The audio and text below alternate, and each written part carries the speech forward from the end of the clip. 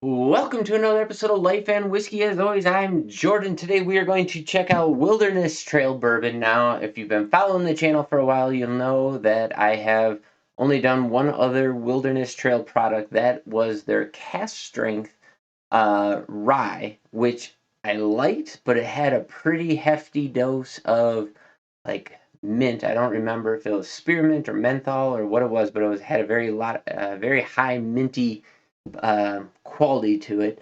So I'll be curious to see what the Wilderness Trail holds here. Um, the other thing I will say is that I'm not so sure that I'm as sold on Wilderness Trail or that it should get as much recognition as it has gotten. I know a lot of people are big fans of it.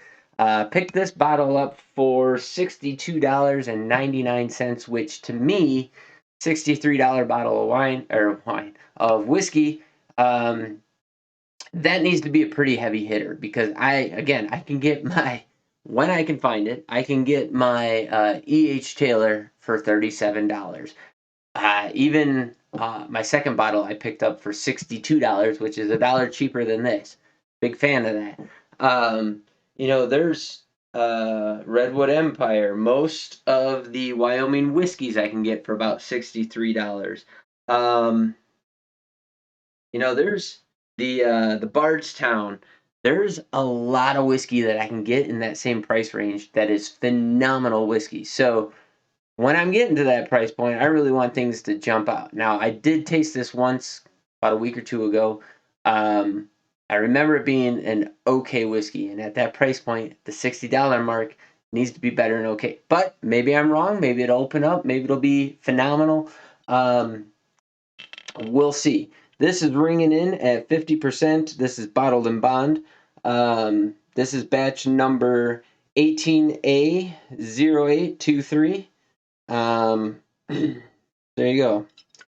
And you know what? I'm not trying to knock on these guys. It's just that's my justification is price and value. Like you really need to be coming to the table if you're over $50 because there's so many great value whiskeys under $50. You really got to bring something to the table. The last video that I just got done shooting, that Legion, under $50. It's finished. It was pretty darn good. So we'll see what this one brings. But like I said, $62.99 down in Colorado at Total Wine and Spirits in Denver. On the nose. On the nose, it's 100 proof, which is not super high, but it's high enough. Not very bitey around the edges, which I do like. There's a lot of like honeycomb, vanilla. Give it a little bit of a swirl here because I'm not getting a ton out of the glass right now. A little like honey granola. There's almost it's not quite, but it's starting to edge into almost like a circus peanut. Kind of a sugary, marshmallowy kind of a thing going on. A little bit of confectioner sugar. There's a little bit of light caramel and some ethanol now. Almost a butterscotchy caramel in it now. So the nose is changing quite a bit here as it's opening up. I'm liking it. It's getting more lighter sweet notes in there. Like a light caramel drizzle over ice cream kind of a deal. I'm liking that a lot. Let's go in on the taste, see what we can find.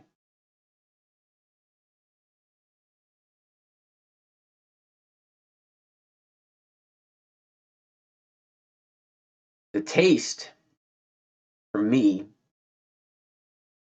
was really nondescript. It was very flat and I hate to use the word, but bland.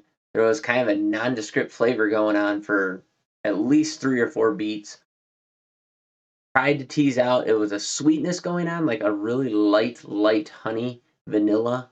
Um, Almost Canadian whiskey but it doesn't have that metallic anything. But it's just like this light caramel vanilla that just kept going and going and going.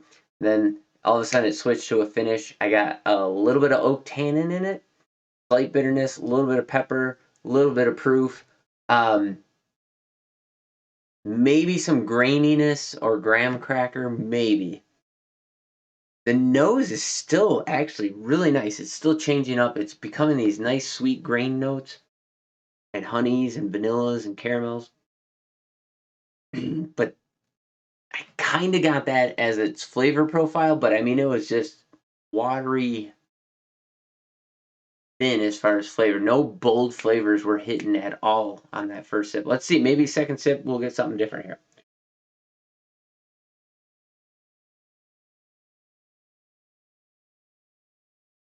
More that time, but still nothing really punching you in the face as far as flavor. It was just a nice, light, crisp, sweet caramel, vanilla.